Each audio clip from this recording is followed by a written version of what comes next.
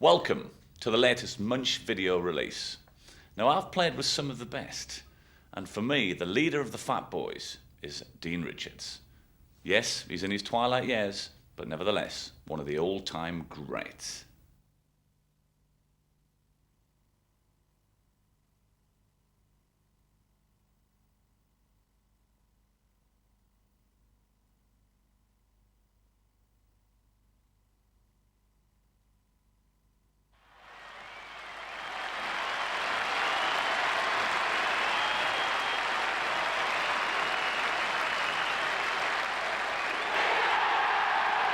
Deano, probably the same as everyone else, shambling out the tunnel last, socks around his ankles. He's ungainly, he doesn't look like an athlete. It's like something out of Tom Brown's school days almost. You imagine the cap on the side of his head. Well, he was a big daft lad, really. He has a great ability to tell you you're useless. To look at the guy. He looked on the field like a sack of shit, really. He's a slow old cart horse. He had these stretch marks on his back where he was so fat. His boots are filthy. The socks down to the ankles. The laces are lucky if they're done up properly. Pretty ugly side. Well, he ain't no oil painting, I'll grant you that. The shorts, I mean, he bends over, he's got to build his ass. In fact, he could still be drinking at the end of the night. That was his biggest strength. 9 times out of 10, the shirt's hanging out anyway. That was his biggest strength. He wasn't a very good rugby player at all, actually. Pretty crap.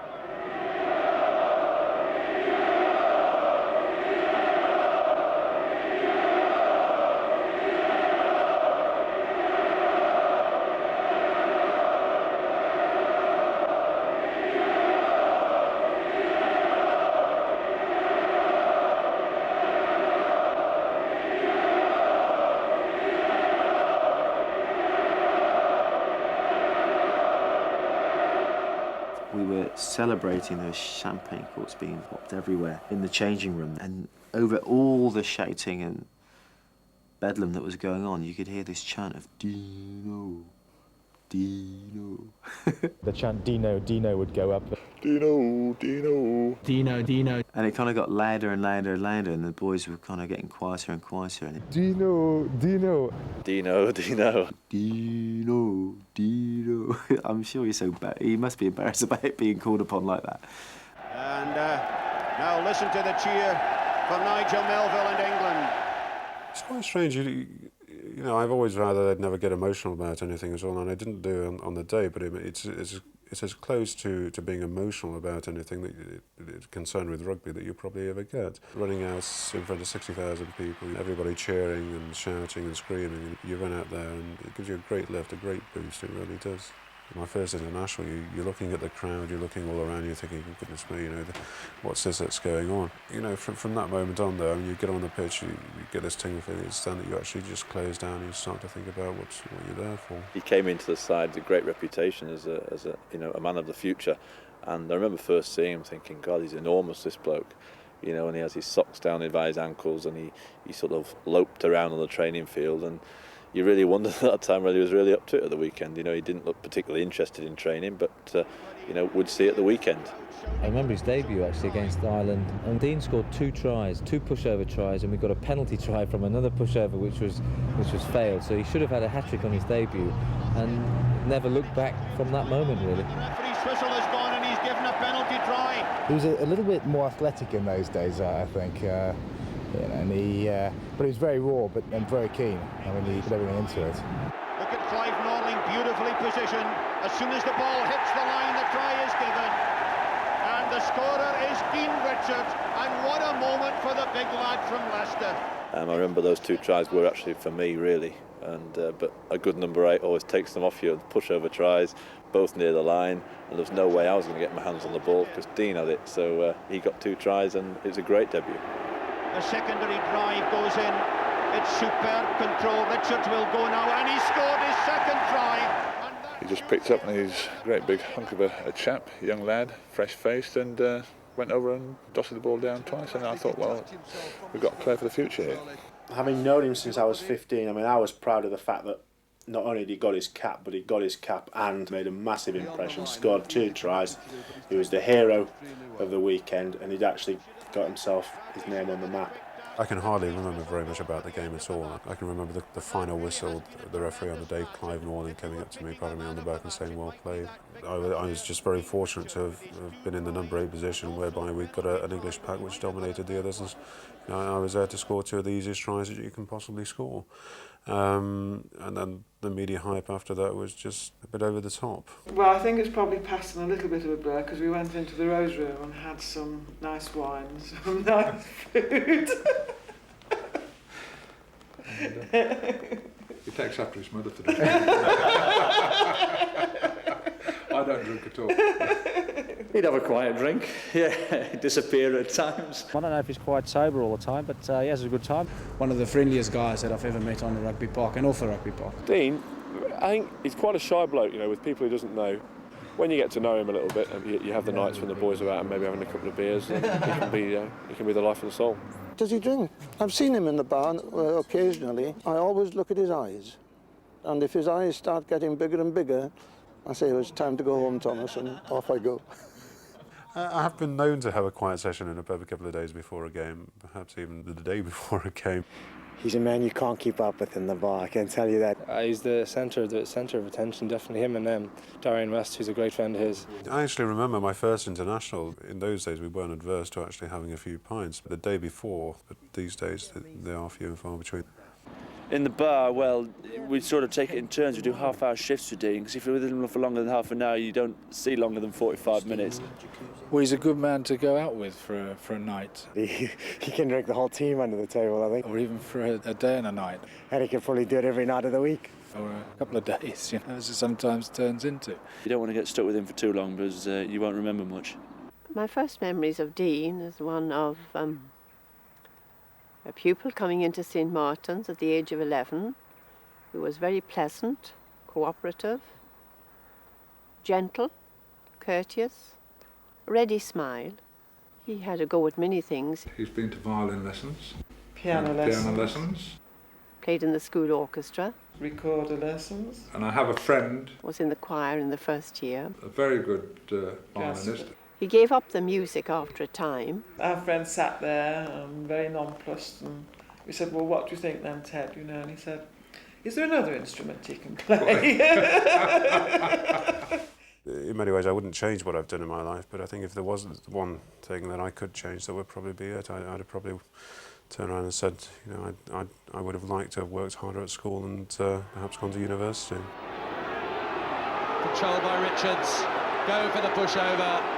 A try here, Richards a scorer. And the teenage number 8 gets his moment of glory. He was a very skillful player, and that was obvious as soon as he came to the club. But again, a very hard man, a man who could take numerous kick-ins. I mean, he sold himself for the ball, and in one of his very early games, I saw him get all of his front teeth knocked out. We were walking up and down there looking for him. Well, it's his wife now, his girlfriend was all dear, oh dear sort of business, you know. I think he was about 19, and having deposited his teeth on the touchline, the guy carried on playing. Dean Richards there with the ball. Deano's not a dirty player. He was when he was about 18, and he probably don't know him saying it, because we used to watch him. But when he first started, he was quite a handful. Well taken by Richards. When he got to Leicester, he started coming on really well. Realised that as he developed with the system there, with coaching and training, he came along and helped the side along. Dean Richards. The training was not bad, but it could have been better.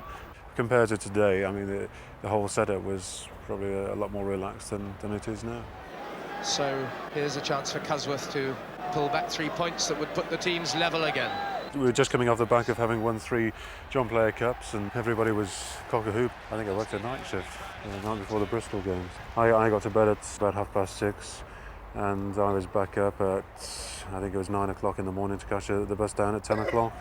I remember playing particularly badly on the day. I made a mistake when Bristol scored. I followed a scrum near our line. I picked up and drove when I should have just been a little bit more steady with the ball. Just one of those things. Harding gets it for Bristol. Morley, Hesford, and that could be the decisive try. Well, he was a big sort of young raw bone lad, broad-shouldered, And I remember seeing him play in games where the first thing that's obvious was his uncanny knack to always be on the ball. Never looking very elegant, even in his younger days. Pressure mounts. The other assets, he has great strength, physical size, physical presence, great durability in terms of physical punishment that he could withstand.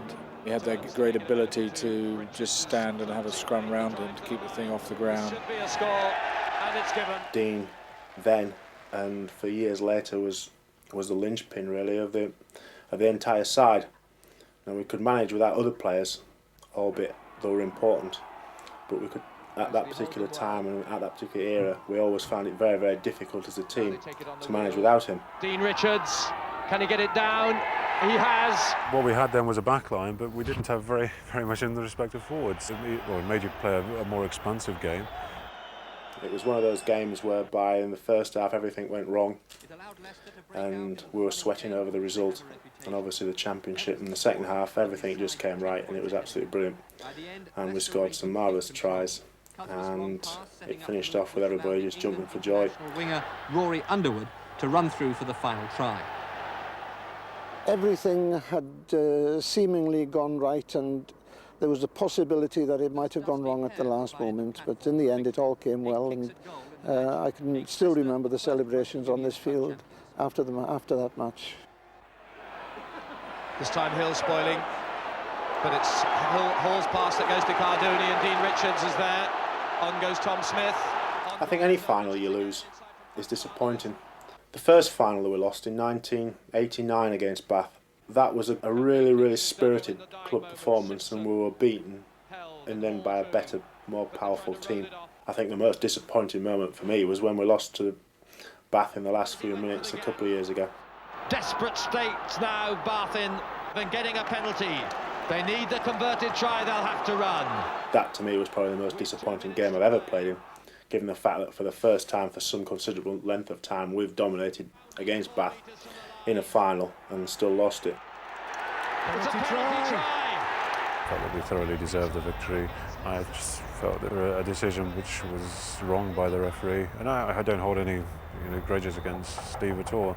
He's made his decision. You have to stand by it. But for me, I felt it was a wrong decision. It cost us a cup final victory.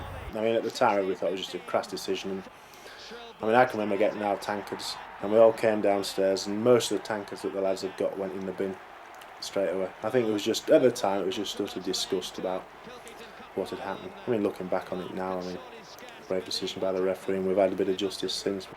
Well, no more controversial end to a Pilkington Cup final than that. The golden moment that I share with Dean Richards is not wearing the England jersey. It is a night before an England training session at Twickenham, and we're in the bar of a pub, and there's a travelling touring side from Essex, and amongst them is Grant out of EastEnders, and he's an avid rugby follower apparently, and he's come up to us, and we're fairly drunk, and he's saying, "Deano, you're one of my heroes."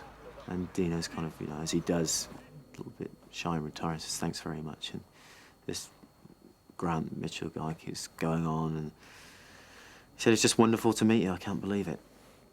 And then all of a sudden, out of the blue, Deano just kind of slaps this Mitchell around the face and does a little, tango with him. And the Mitchell guy's sort of taken aback. And Deano just looks at him and says, "You haven't got your brother to help you out now, have you? What are you going to do?" That's probably one of the finest moments I've ever had with Dean Richards, and it was off the field. Emotional moments for Will Carling, the debut captain, and the youngest man on the field at 22. He was a very young captain, and I think everybody, when you get a very young captain, everybody's very suspecting of the person who comes in as captain, and either you throw your weight behind the captain or you don't, and there are occasionally those people who just sort of sit on the fence. I think it'd be unfair, and I think it'd be untrue if I said that I wasn't one of the people who sat on the fence. But as time went on, and see that what he was doing was having an effect.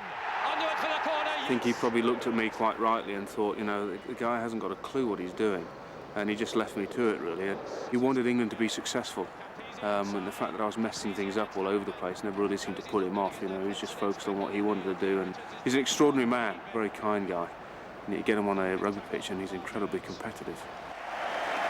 A thrilling encounter that has certainly put England back in world terms on the rugby map. The '87 World Cup, I think it's heightened our awareness as to what was required to actually achieve some sort of degree of success. In 1988 came Jeff Cork, and he had a firm idea as to how he was going to do it, which he then started to implement.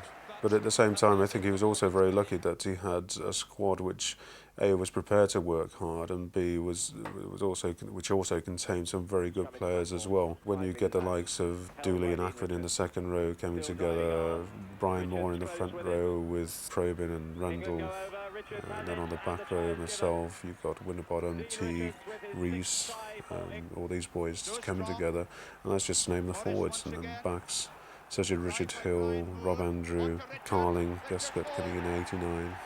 Dean Richards scores his 5th try for England, and that surely is... As England turned the corner from being also-rans or never-wases to a team to be reckoned with, he was right at the heart of all that. He was such a sort of commanding figure on the field and such an incredible influence on the rest of the team. Morris to the line, just held up in the corner. England are through. One of the most pleasurable performances for England would probably have been the England victory over France back in 1989 when we beat them 11-0 at Twickenham.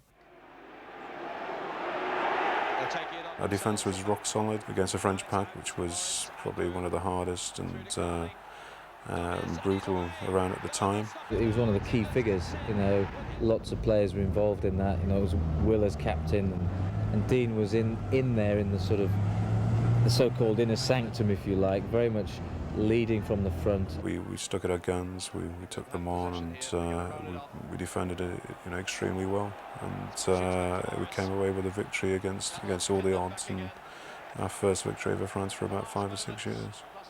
But he never said a great deal, but it was just his influence and his presence as much as anything else which gave the whole side a lot of confidence. Andy Robinson sealed it with his first England try, and England celebrate their first triumph against France at Twickenham for a decade. I have one great memory. It was last July for my jubilee. I invited a lot of international rugby players, and it was fantastic. It was lovely for me to be able to play and be asked to play in Philippe Seller's international match. And in a half-time, Deano had to come off the pitch to go to the toilet. And I said, okay, no problem. And for the second half, no Dean. When I came back out expecting to go back onto the pitch, I was gripped by about 3 or 4 Frenchmen. And I looking for Deano everywhere, no Deano. One of them was Louis Armory, one of the old French props. 15 minutes later, in the second half, he arrived, and I said, Deano, where you went? He gripped me, and he insisted that I had a few beers with him. And he buy me another beer, and of course, I had to buy another one. I sat there having a drink for about 20 minutes with Louis Armory, and then came back out and played the rest of the game. He arrived, but a little bit drunk, and he didn't touch a lot of balls in the second half.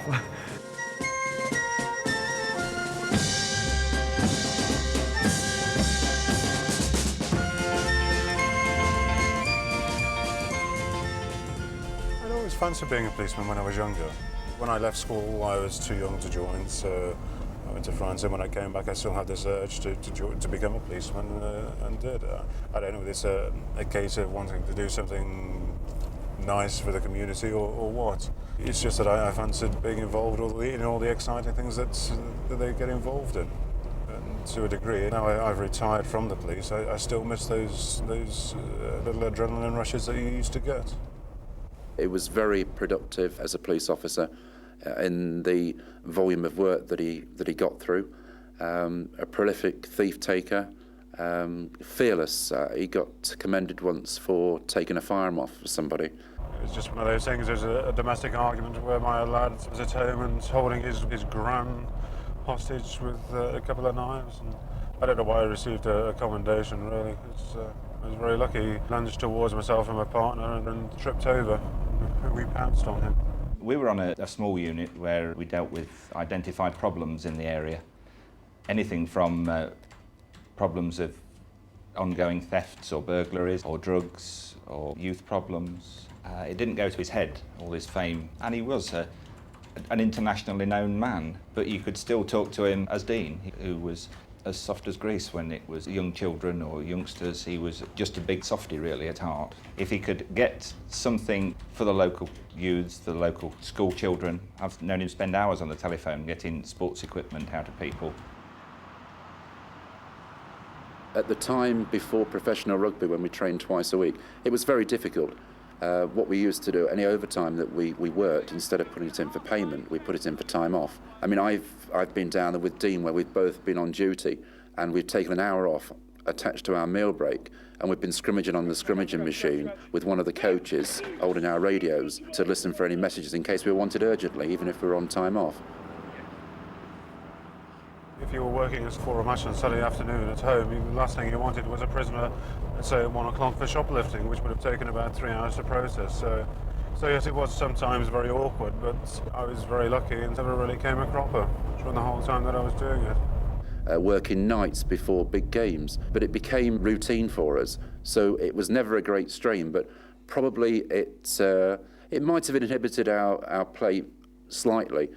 I was on duty at Hinckley Police Station and a telephone call came through for me. It was from Chalky White, who told me that I'd been selected whilst we were interviewing a criminal. When I went back down to the room and I told my crewmate who was interviewing exactly what had happened, the guy who we were interviewing sort of said, well, you know, what's going on? And he knew I played for Leicester, and I explained that I'd been selected to play for England, and at which point he just turned around and said, well, great, and then confessed everything that he'd done.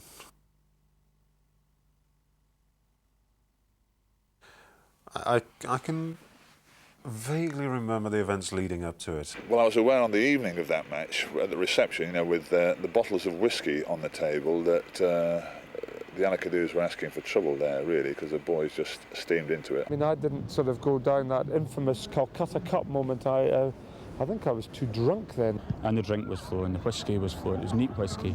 And I think 5 of the Scots boys were in their bed before the dinner was finished. And there's an old gentleman coming around who was looking after the Calcutta Cup, asking us if we'd like to drink out of it with the beer and the champagne and whatever. So there we are, drinking it. Calcutta Cup full of whiskey. I think we tipped it over the top of Muro's head. He chased us. We ran out onto the street. Closely pursued by everybody. Into a taxi, down to a pub. The landlord recognised us, we started to have a few beers, and from then it just went from bad to worse. After that, they say it came back in a rather different shape in its history. The following morning, at about 6 o'clock, getting a phone call. The various stories about them falling down the stairs and landing on it. We've got a problem, we've lost the cup. Dropping it as they passed it to each other. Well, that you can believe that, because their hands weren't very good, were they, either of them, you know, so... The next thing I remember at 7 o'clock in the morning is having my front door hammered on by half of the English committee saying, what have you done to the Calcutta Cup? As it was said, was returned to Twickenham as the Calcutta Shield instead of the Calcutta Cup. Instead of being a cup now, it's more of a flat plate. Unfortunately, Deano got a 1-match ban. I got a 6-month ban. The following year, 1989, we were at Twickenham and went back to the Hilton, and I walked into the room where we were having the big banquet afterwards, and there was nobody else in there, and I walked up to the top table and there was a Calcutta Cup just on its own and I just, you know, just this little thought went through my mind. I thought, well, nobody would know, but he was usually at the heart of any sort of practical jokes that were being played around the team squad, and any newcomers coming into the squad were usually on the receiving end of some of his ideas, and memories of him sitting playing cards for hours on end with Jerry Guscott, who seemed to be his soulmate on tours. And he would say it was skill that he always managed to beat me at cribbage. I would say he cheated. I'd like to say that I could have cheated with Jerry, but... And in brag, it always takes a little bit of luck to always win a bit of money, but... I mean, Jerry's standard of card play is so poor that I think there's no need to cheat with Jerry. I would say that I've got a pretty good share in his house at the moment. I may be able to lay claim to a few bricks that he bought to be able to build his house. Deano on Lions tours was pretty much the same as he would be with England, because someone like that just does command so much respect. We'd had some conversations, and in fact I used him a lot during the tour as a sounding board of, you know, how they felt, how things were going, whether we, you know, G'd something up or whether we eased off. And, you know, he's very easy to talk to, and he's very sincere about the rugby. And we knew, you know, on that tour, the Lions pack would be asked a lot of questions by not just the Australians in the tests, but by the provincial teams as well. Lions back row. There's a big charge from Richards. He was outstanding in that 89 Lions tour. I think, I don't think he'll mind me saying that, I think that was the fittest we've probably ever seen him. He looked really sharp, really fit. The back row of him and Mike Teague and Finlay Calder were really putting it about. There was this great thing that Finlay Calder may have had under his bonnet before he went, that the English forwards were slow, not mobile, were only interested in mauling. He was right. But what we realise is that the Scots play a game of rugby very akin to the New Zealand style of rugby, or the way New Zealand were playing in those days. And the mere fact that the Australians play the New Zealanders year in, year out, it meant that they could quite easily compete and change their game plan around the style of rugby, which is exactly what they did for the first test, and they were prepared for us and turned us over. Suddenly we were faced, I think, just a team that we weren't ready for, and they absolutely rolled us over in that first test in Sydney, and you know, we decided that we had a week to do something about it, and we were slagged off as soft palms in the press the following week. Finlay Calder was a very able leader, a very fiery leader. He needed a lieutenant like Dean to be able to sort of, in his quiet way, communicate with the other English lads in the team the need to pick up what had been a disastrous first test, to communicate with them and say, this tour is going to go down the pan unless we actually turn it on. And what won that test and the subsequent test was the display of a pack which was primarily English. It really got cranked up in the second test in Brisbane. The dressing room was really fiery, although it's not Dean's scene really to be banging his head against the brick wall. No, it's not my cup of tea, banging your chest, hitting the wall and running up and down on the spot. I think there's more to life than doing that. I'd sooner save my energy for on the pitch. So he came out of the dressing room because it was getting fairly heated in there. He doesn't like it. He likes the quiet build-up. He came out and stood in the corridor with me, you know, and just in himself, Dean could find what he wanted, knew when the whistle blew, he was ready. We knew we had ultimately to be able to control things up front, and we changed a couple of personnel. Some players got fit again.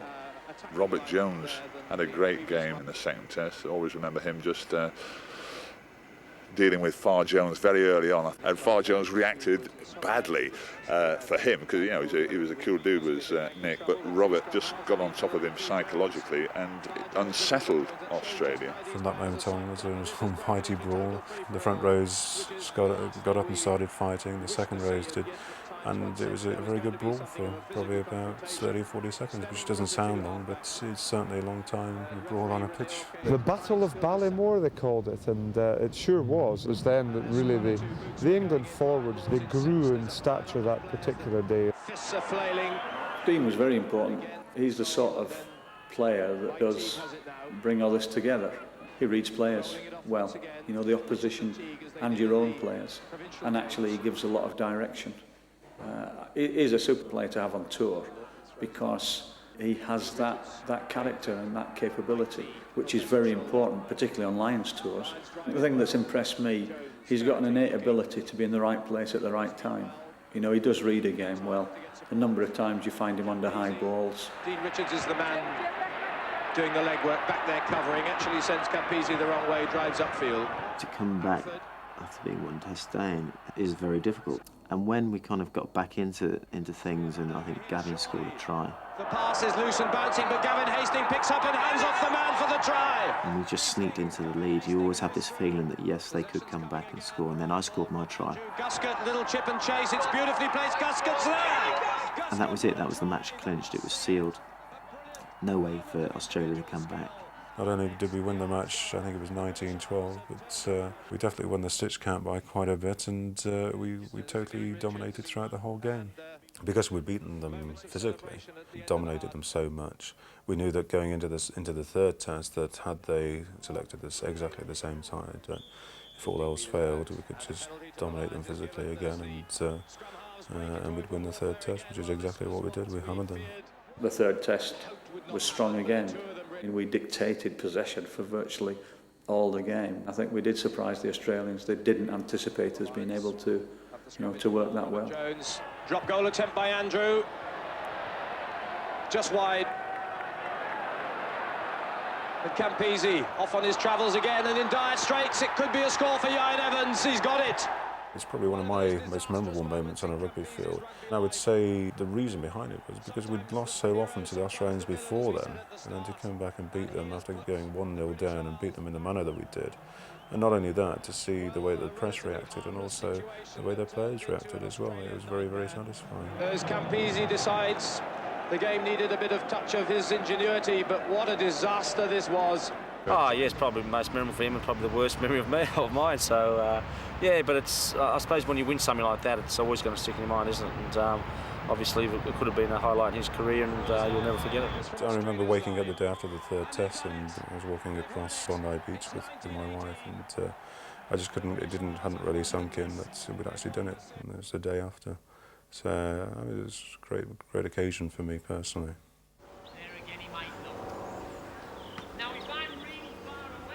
He started playing when he went to St Martin's, and I went to watch him play the first time he played for the under 12s or 13s, whatever it was, for the school team.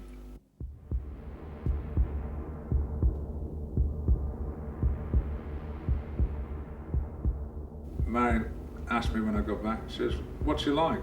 And I said, "Well, I know it sounds odd," I said, "but with luck, with this ability of what I've seen today," I said, "he'll play for the British Lions." Yes, he did actually say it.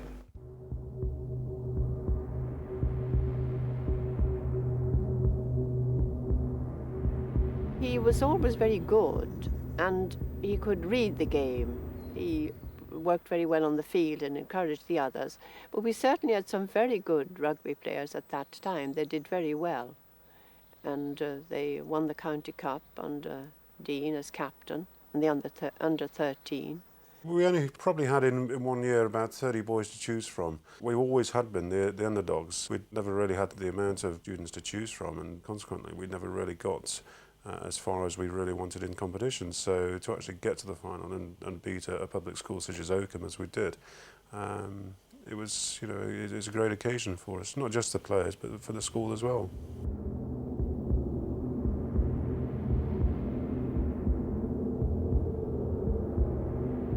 He was a member of an under-15 team at the school where I was teaching, the John Cleveland College, and he was one of 7 back row, second row forwards. But to be perfectly honest, he wasn't big enough.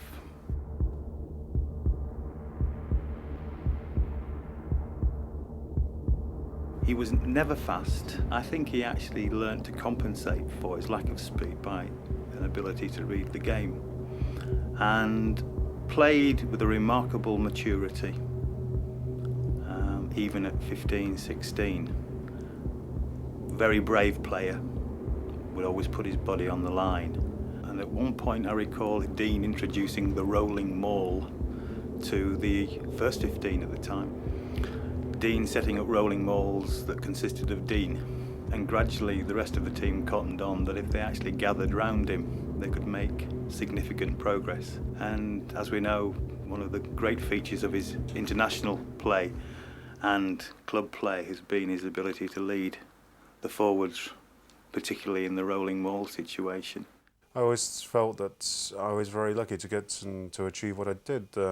When I was at school and I reached England schoolboys in the second row, I felt that I'd achieved that purely because there was perhaps a lack of second row cover in the country, or there just weren't enough good second rows around for me to be able to take, for them to take my position.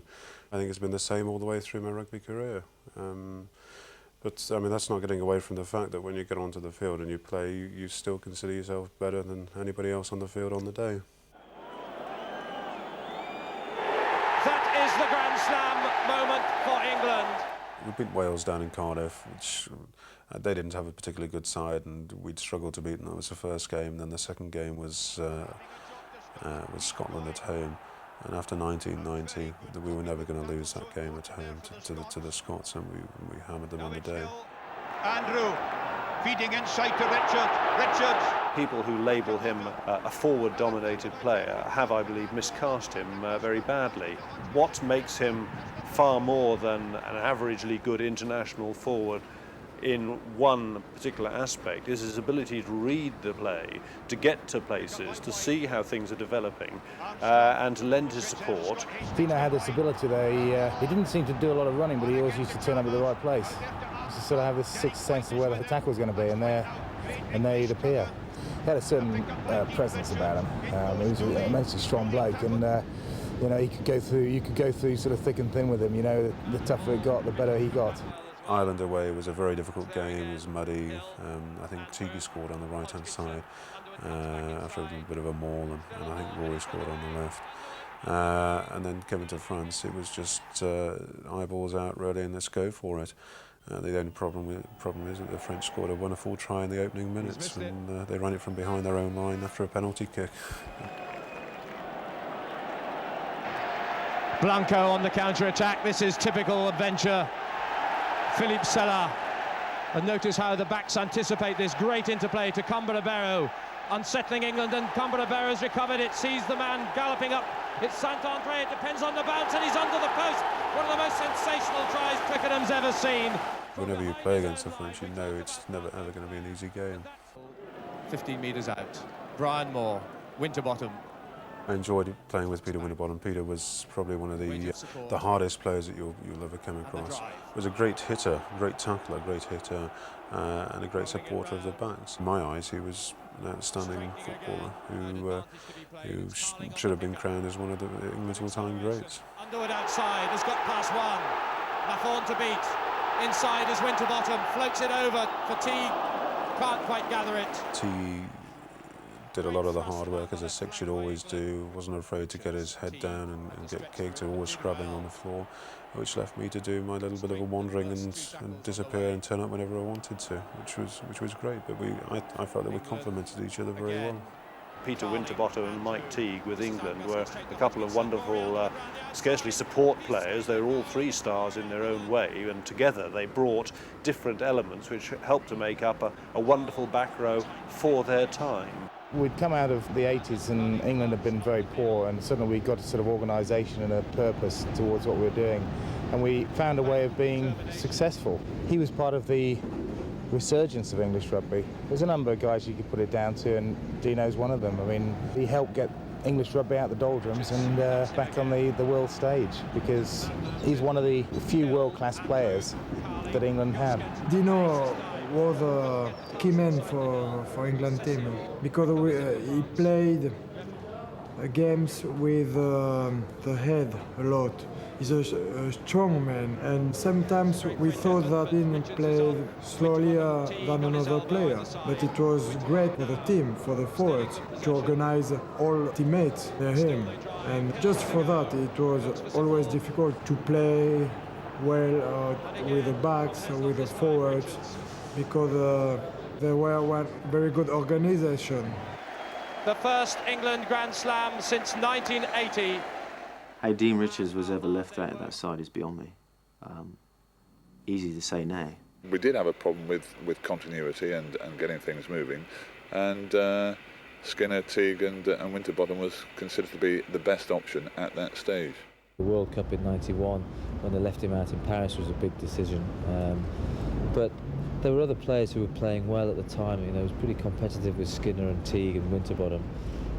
But Dean always bounced back, and he never complained about it. A few of the backs were saying that they wanted to play a more expansive game, and they felt that the ball wasn't being released by the forwards quick enough for them. I just thought that, you know, it might happen, and I think the backs had a bit of a meeting with the coaches, and inevitably it came down to it, and I was given the big heave-ho. Yeah, it's very hard. I mean, I think the view was, you know, England needed to play in a different way, and you know, as I said, that was Dean. You know, Dean was like, you know, this is the way I play. You take it or leave it, and at that point, England chose to leave it. And you know, as captain, you get drawn into that, and it is very hard. No, I'm still very comfortable with the decision, because you know, the cup semi-final we won that game. The one before that, the quarter-final in France, which was the critical game for us, that we felt we couldn't play him in because of the way France we thought would play against us, and we won that one. Tremendous game in Paris. In the 91 World Cup semi-final, we're waiting to hear the team sheet from England. We thought, God, if Dean Richards plays, then we're knackered. And we couldn't believe it. The team sheet came through, team news came through. First number we look at is number 8. No Dean Richards. The Scottish team went, yes, tremendous. Dean Richards not playing. We're going to win this game. Easy, I suppose, for a coach at the time, Jeff Cook, to justify, because we won the quarter-final, we won the semi-final, we lost the final. So to me, that vindicated it all. The fact that we lost the final, it's easy in hindsight to say this, that and the other may have turned the game, and he may have turned the game. I've probably, if we had substitutes as we have now, I may well have sent him on to try and turn the game. Easier game for me to say had Dean Richards been playing in the final, we would have won, because it would have been, he would have brought it back to the best way that England could play. We got carried away with things in that World Cup final, and we kind of played a game that we hadn't played all throughout the tournament. If we stuck to what we'd done, then we probably would have won. Dean was unfairly treated at certain times for similar players. They weren't picking different players to come in, they were picking players that probably were more keen on the training field. And as I say, it's very subjective, but I believe he should have played in the World Cup final, and that may have stabilised things a little bit, and we'd have won the World Cup. It was a brave call to leave him out, and I think the honest truth is sometimes it was the wrong call. He invariably proved me wrong and came back again. We think it's Tim Rodber who's been hurt, and that's a great pity indeed in his first international. When I came on for Tim, and I think for the last 20 minutes, half an hour, and I was just praying that it wasn't any longer. What a replacement to have. As each second, each minute ticked by, I was thanking the Lord that I didn't have to come on, because I'd been out the night before John Oliver. We'd had a few beers, snuck to a couple of bars around Edinburgh, and got in particularly late. There was a sight of Richards and waiting to go on as an injury replacement, and you could sense the groans from the Scottish supporters, and was I glad he could go on, and he turned that game for us, there's no question. There's Dean Richards, and there's a typical example of the strength and power of the man. When he came on as a substitute, I knew then we'd rattled England in the first half, and I knew what was going to happen from there on in, so that was it. He knew exactly what he would do. England taking charge here. And we were doing all right, and then he just completely bottled up the game, and they just sort of got the ball, and he wouldn't let go of it, which I thought was a bit unfair, considering we were trying to win the game. Dean Richards goes, turns, feeds on to Wade Dooley. The number of times that the ball ends up near him or with him. By Richards. Richards has given great strength to this England pack. In the you just don't get it off him when you're trying to free a game up. Again by Richards. You know that he is one of the players that can actually take control. Teams performed around him. That was really great English forward play. And he made teams perform by what he did and what he was. From being in a sort of dire situation, nobody knowing what was going on, Dean came on, and everybody just followed him. I mean, he was fantastic. And ultimately, the respect that he has got from not only his peers, but from former internationals like myself, would say that Dean Richards has got to be, for whatever reason, one of the greatest England players of all time, without a shadow of a doubt. And his record speaks for himself, and his play on the field, I mean, he was brave. He was the archetypal Englishman, in my opinion. And that surely takes England away. Someone like Dean had an impact on the opposition just by them reading his name in the team sheet. You see sides that try to play a fast game, and people would say that Dean couldn't play that type of game. He'd always be there, killing the ball, getting on the opposition's nerves, and I think he really came into his own in games that were a bit confrontational, and he had his own way of dealing with things. He would always look like the peacemaker, and he'd have a hold of one of the opposition and one of our players who maybe have been in a little bit of a scrap. And one thing I always noticed about Deano was that he'd always kind of keep them apart, and then when the referee wasn't looking, maybe give the opposition player a little slap round the face, a little poke in the eye, a gentle poke, just to rattle them even more. It really was great fun to play with. And a second member of the French front row is taken from the field. As always, forwards, they set the tone, and he was part of a great pack of forwards. He played in a certain way, and it was like, he was brilliant at it, and it was like, take it or leave it, and England had to take it if they wanted to win. He plays the game the way he wants to play. Richards wheeling off. It's difficult to shake him sometimes out of his routine and his way of going about things. But that's what struck me always about him, and his huge strength. You know, he was a person you could build round. He was a focal point for the other players. And the double Grand Slam achievement belongs to Will Carling and his England side. He was a talisman to the England team. They wanted him there. And there were some highly publicised occasions where we decided to do without him, and it caused an uproar all over the place. It was always short term. Eventually back came Deano, with groans from the opposition and cheers from the England supporters. And England here, perhaps not in the fluent style they'd hoped for. But if you looked at the England backline division, we were trying to play this open, expansive game, and for me, personally speaking, I think we only had one natural ball player in the back line, one real gifted player, and that was Jerry Guthrie. That's not to say the others are manufactured players, but they don't possess the skills that, say, people like Jerry had. For us to adopt that style was wrong, because you play to your strengths, and our strengths were from the forwards. I felt sorry for Dowie, because Dowie came under a lot of criticism as well around this time. Dowie, in my eyes, was an excellent player. He created a lot of holes around the edges. I think his passing was a lot better than people actually gave him credit for. I think a slight problem was around about fly half.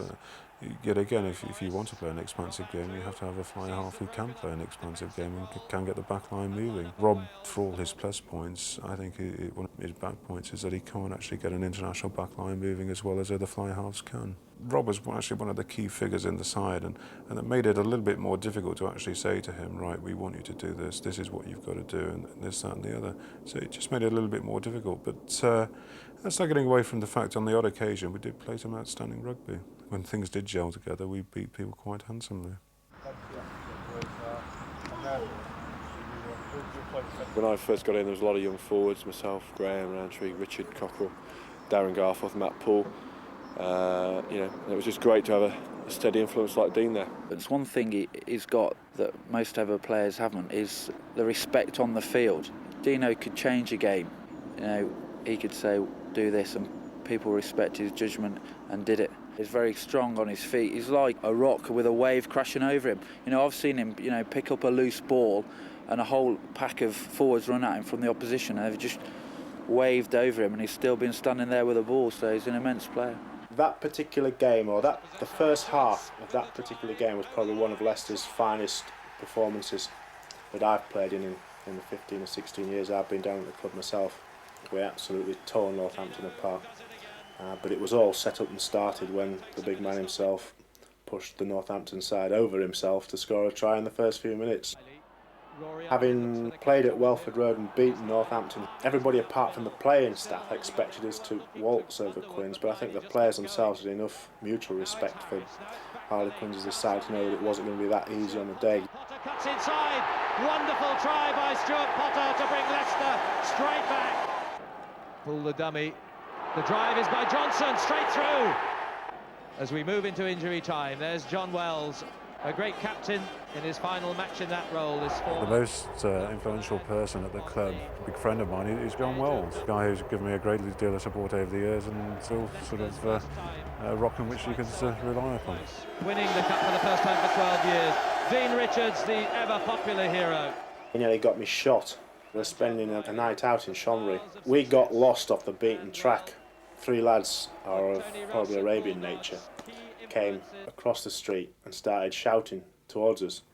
Now, we didn't know what the hell they were talking about, but Dean, having spent a couple of years in France, knew word for word what it was. What these guys were saying to us was unrepeatable and something which no man could actually take.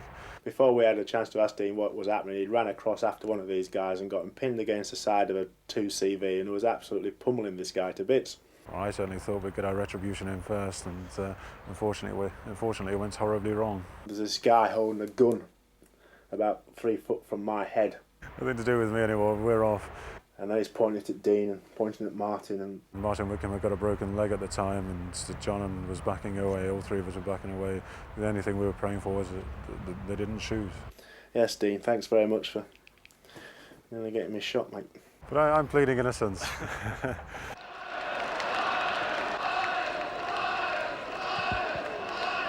I'd had him penciled in for the Lions tour in '93, even though England hadn't picked him, because for me You just could not go to a place like New Zealand without Dean Richards.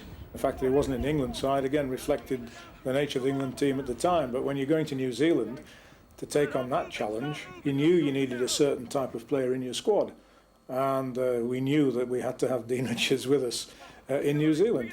I didn't think that I'd get in on the Lions in '93, and I was very happy that Ian McGeechan picked me. But I felt that the year out of not having played international rugby might have taken its toll. I remember the first game, in fact, that he and I both played in that tour was against North Harbour. And it was a big physical clash, that one. Poor old Frank Bunce's ear. I don't think he went out to do it intentionally, but I think Frank got offside, and Deano sort of dealt to him pretty quickly and severely. For the life of me now, I still can't think that I trod on his head deliberately. You do tread on somebody's head, you expect everything you get, and I certainly got a bit of a hiding after that, which I thoroughly deserved. Somebody came in from the side and caught me a cracker. I think he was quite shaken up by that one, which is quite unusual for him. You know, he took the knock and shook his head and got on with it. That one, I think he wasn't too keen on that. I remember right towards the end of it, there was somebody standing over me, giving me a bit of a hiding from above. I was on the floor, and everything was a little bit dazed after that. We felt at the time that it wasn't a serious enough incident to warrant any further action. Well, it's certainly an exciting game. The quality might leave something to be desired, but it's tense. I think it was Frank Bunce who came at the ball. I think there's a half tackle on him, and then I just enveloped him, turned him over. The ball was presented our side. Pack started to look over the top, and he wouldn't release a ball on the floor. And Dow was trying to get the ball, or Dow was there pointing to the referee, and the referee, for some unknown reason, gave the penalty to New Zealand. Never at 1 millisecond did I ever consider that he was to blame. It was the referee, if anyone was to blame, and you know, that was it. And it was a crushing moment in our destiny, I think, to win another Test series in New Zealand. We came off the pitch after the first, as everybody was kicking themselves, saying, you know, we shouldn't have been down to that one last penalty. We should have been streets in front way before that. And so in the second test, we realised that we had to go out and perform the manner that we knew we could, which is exactly what we did. And Rory Underwood, has he got the legs on him? Yes, he has. What a great try! Played with Dean and Ben Clark in the back row. Those two guys were fantastic. Deano just, you know, tackling everything. I mean, he was immense. I mean, that sort of performance rated him as one of the best in the world. Dean was a very hard rugby player to play against because he was so strong, so big. Especially as a loose forward. A lot of people thought he was maybe sometimes too big or too slow to become a loose forward, and I never found that at all. He anticipated where the ball was going extremely well, and when he got there he did a lot of work and made things hard for the opposing team. He's a rock where you can kind of build the pack around it. You always know that he's going to guarantee you possession. He's solid, he's able to hold the ball up. He's a good motivator too, he leads by example. The Lions have come back magnificently to take the second test. New Zealand had stepped up their game. They'd analysed our game very well, and we were, I think, sitting on this little bit of a comfort zone whereby we thought we could beat them, as we did in the second test and the first test, and we just accepted that fact, and they ran ragged all over us. We weren't prepared for the onslaught or the type of play that they were going to give us.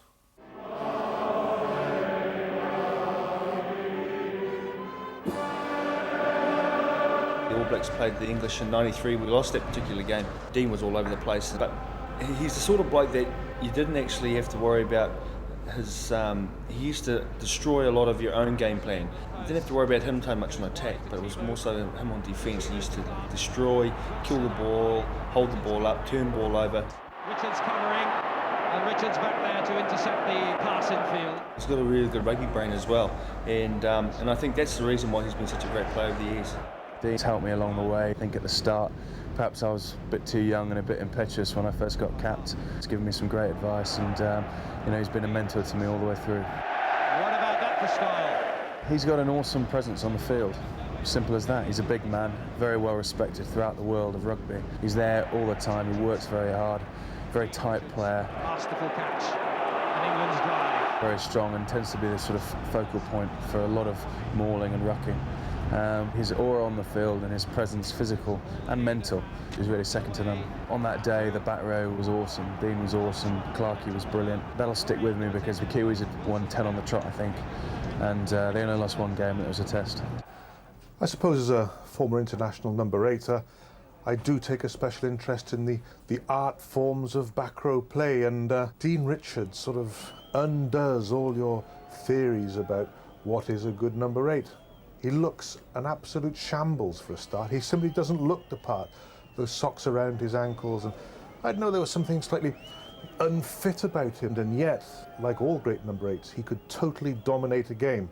One of the first things you find out about Dean Richards is that despite the appearances of being a shambles, he had very good hands.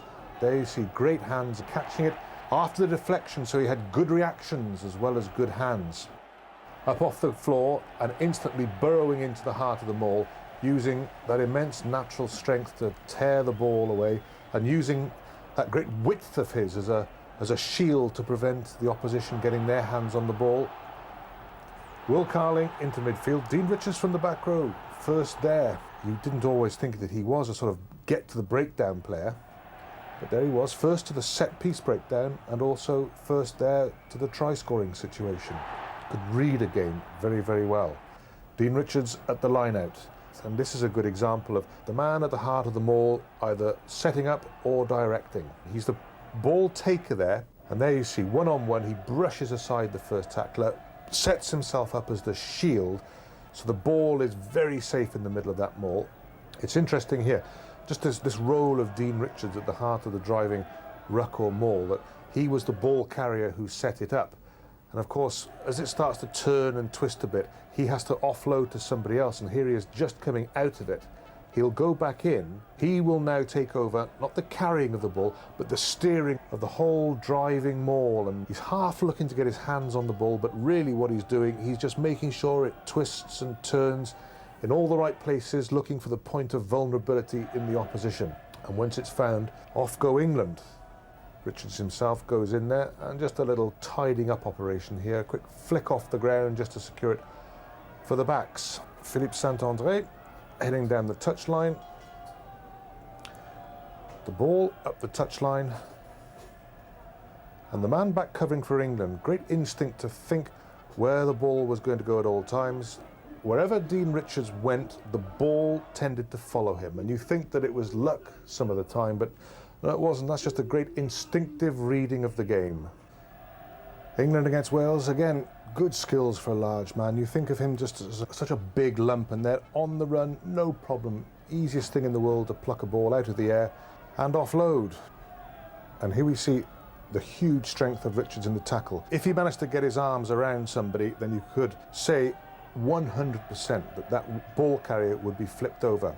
The great England churning maul there. Dean Richards not involved at the moment. But just at a moment there when England nearly lost control, he came in, grabbed a couple of arms, just made sure that everything was tidied up. Right, England against Scotland. Final game, this one for the Grand Slam. Interesting move here. Tim Rodber breaks off and Dean Richards takes it the other way, the sort of dummy move there. Look at that huge strength. There he is, you see. Scotland have got him absolutely nailed at one stage there. He's on one leg, he's upright, and before you know it, he's suddenly off and he's made 6 meters. Fantastic strength. Good soft skills, clutching the ball out of the thin air and delivering a sweetest of passes there. So again, it's that mixture of the brute strength and the little touches. Scotland throw. Going long towards the tail. There you are, Deano. Can't get there first, but makes life difficult. Little nudge, little pull. Not averse to bending the odd law or two. And then scrabbling around on the floor. And once he got his hands on the ball, then however many blue shirts arrive, well, nobody's going to get it off him. There it is. Back eventually on England's side, and that was done by one man in the middle of about 4 blue shirts. He controls it, and when he played for England, there was a lot of control, a sense of security when he's on the park. Control of the game means assessing the game on the park, knowing when to slow down, knowing when to take away the strength of the opposition, instilling a lot of confidence in his fellow players, and that's controlling the game. Whenever he had the ball in hand, you were sure that it will be recycled. And whenever you had the ball in hand and he was in the close proximity, you can count on that Dean would have tried to got his hands on it, and then it's it's a turnover ball. He's got a tremendous upper body strength, and that's what I mean about control.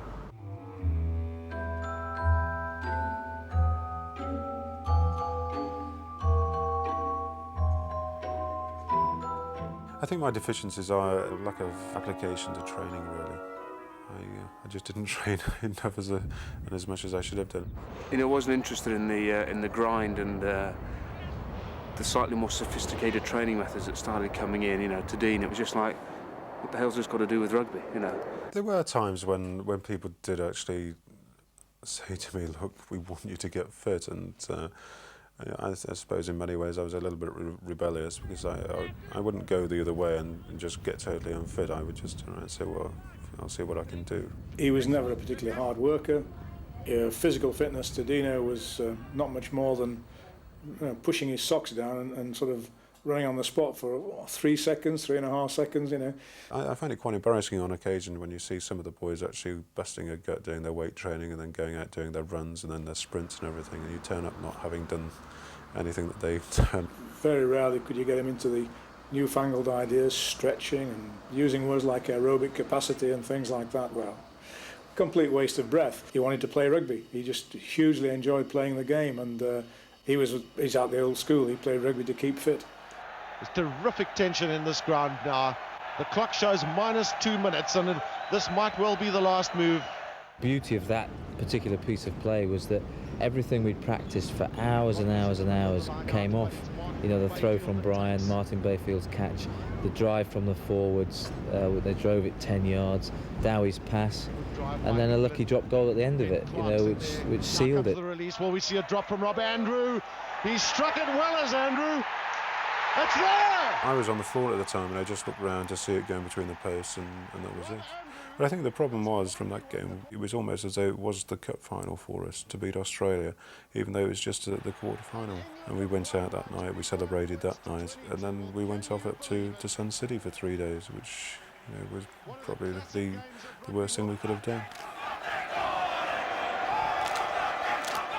In fact, there was very little talk about Jonah Learmy leading up to the game, which quite surprised me. I certainly reflecting afterwards on what had gone on, I think we could have been a lot better prepared for A, Jonah, and B, the way the New Zealanders played. This is the big man, Lomu. He's still on his feet. Lomu could score. That's a great try for New Zealand. A lot of the boys were so preoccupied with having done so well against Australia that they thought that the New Zealanders just have to worry about how we were going to play. It's always very difficult when you go out in an international to gain so much dominance in the first 20 minutes as they did, and it's a real shock to us. I think it was probably a surprise to them as well. Everybody said we've just got to put it behind us and learn from it. Jack dropped me. Told the press I was injured, but he actually dropped me, which was very kind of him. The most astonishing match I ever saw any one number 8 play was when England went to Scotland a few years ago, and Jack Rowell, who had not decided really what he wanted with England at the time, brought Richards back just to do the job he did, because England had beaten Wales at Twickenham, but they were loose. Oh, it was immense, because he hadn't been in the side, and there was an interesting selection meeting. And, you know, rightly or wrongly, the view, which I agree with, was, you know, if we wanted to win up there, he had to play. Not only for his playing, but just the character that he is, the confidence he brought to the pack, the leadership that he brought to the pack. And he quietly sat them down over 3 or 4 days and said, right, this is the way we're going to do it. His effect was immense, and it's something that you'll never ever forget. I mean, an image for me certainly was Murrayfield, when he just took on the whole Scottish pack on his own. Dean Richards, super basketball catch by him. And he literally carried us through that game and pretty much won it on his own. Dean Richards once again. He was there catching the restarts. And you talked to the Scottish players afterwards, and they said, well, we know what Dean's like, and we tried to keep the ball away from him, yet they kicked the ball straight to him from restarts. Once again, Dean Richards, that colossus of a forward. He came back and actually, I think, did a lot almost to save England and a lot of reputations, when he probably, out of all the players, had most to lose. And in that respect, that was one of the biggest games I think I saw him play. It's interesting watching how other opposition packs try to deal with the likes of Dean Richards, and no one really had an answer. Dean Richards now has smuggled it, he's driving. Maybe we play in Scotland and they would say, yeah, we were in with a great chance this year. And the likes of Eric Peters 1 year would be the new number 8 for Scotland, and yes, I'm going to take on Dean Richards, and I think I'll do well. And then you'd see Dean running with the likes of Eric Peters and the rest of the Scottish pack hanging off Dean on his own. That really is very good forward play indeed, and Eric Peters being driven up. Richards dominated the match from start to finish in a quite remarkable fashion. And even the Scots said that this bloke's unusual, really unusual. He just dominated everything. Where the forwards went, why, what they did, how much ball they got, who got it. Once again, Dean Richards with the catch, and he's so solid. As soon as he gets the feet apart, you'd need dynamite or the Highland Light Infantry to shift him. An awesome game, not pretty, but I mean we had to go up there and win, and you know, I think it is quite fairly. Not often you say it in rugby. If he hadn't been playing, then I don't know if we would have won. But he certainly made all the difference. And so you don't often say that about people, because rugby usually, relying on each other. But he just made a singularly huge contribution that day. England controlled that game, and I suppose you could define it a bit more and say that Dean Richards controlled that game.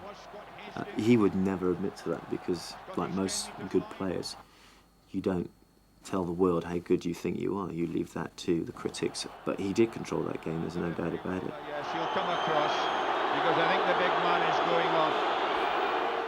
Yeah, it would have been nice not to have gone off. It's just one of those things. And he was sore, and with Tim waiting on the touchline, there's no point in carrying on. Tim was more than an able substitute. My great memory of him is after the England-Scotland match in Murrayfield, when he played such a dominant role in England's victory. Seeing him with his knee bent, and I figured that was the end. I figured a knee reconstruction was needed, and he told me afterwards that no, his knee always looks like that. He'd come off injured, and he'd had a great game, and he was cheering the lads on, and he just had that real rough look of victory upon him. The referee's whistle goes for the end of the match. And then at the end, standing up there, saluting his team with a clenched fist and with his teeth out and looking quite bedraggled, and his socks down around his ankles. And I thought, yeah, that looks like an old warrior if ever I've seen one.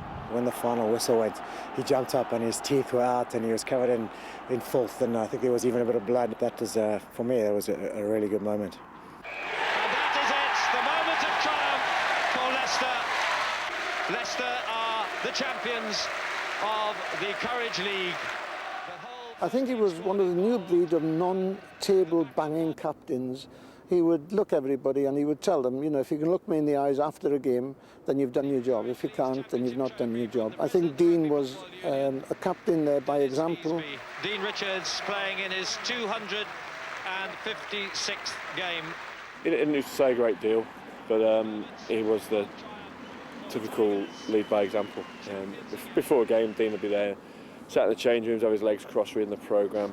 Wouldn't really like to warm up before a match, but he'd just go out and play some great rugby. I did enjoy the captaincy, but you only enjoy it if you're working with a great bunch of lads, which is exactly what I was doing.